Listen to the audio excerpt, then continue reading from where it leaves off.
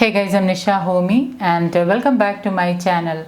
Today I'm sharing a dry bhindi masala recipe which is perfect with rice or with roti. So without wasting much time, let's get started with the recipe.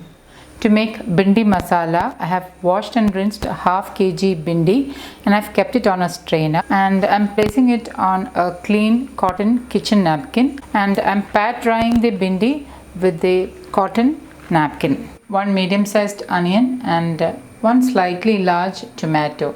So I have chopped the onion and the tomato and I'm going to keep this aside. So the bhindi is nicely dried up now and I'm going to slice the bhindi.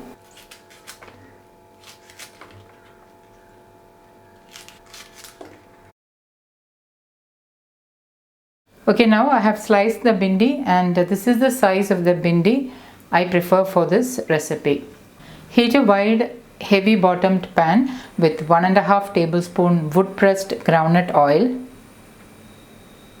Now instead of groundnut oil, you can use any wood pressed oil which you can get locally. Once the oil is heated, add in 1 teaspoon jeera, also known as cumin seeds, and once it splutters, reduce the flame and then add in the chopped onion.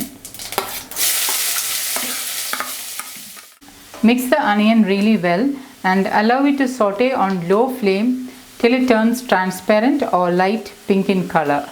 And once the onion is transparent, let's add in some masalas. I'm adding in half teaspoon turmeric powder, 1 teaspoon Kashmiri chilli powder, half teaspoon coriander powder, half teaspoon roasted jeera powder. Give this a mix and let it saute on low flame for about a minute, so that the raw flavor of the spices are diminished. And then add in the chopped tomato.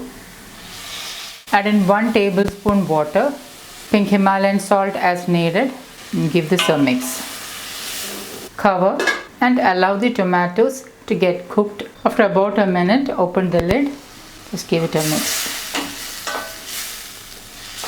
I'm just lightly mashing the tomatoes.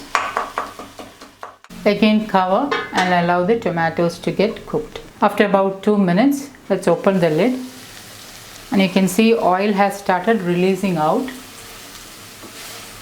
So I'm just going to give it a stir, and the tomato is nicely cooked.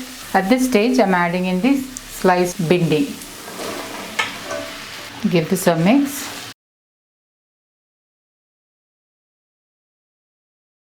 This is a dry bhindi masala and it goes well with roti or with rice. And I'm going to roast the bhindis for about 15 to 20 minutes on low flame. Roasting the bhindis does take a little longer time. You need to mix it on and off just to make sure that it is not getting sticked on the bottom of the pan. So give it a mix on and off and allow the bhindis to get roasted in the masala. It's about 5 minutes now, so I'm just going to turn it over.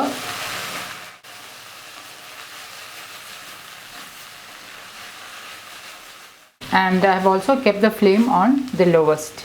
And after about 15 to 20 minutes, the bhindi masala is ready and you can serve it to another plate. Now this is a dry bhindi masala and it goes well with roti and with rice. Turn off the flame and serve to a bowl.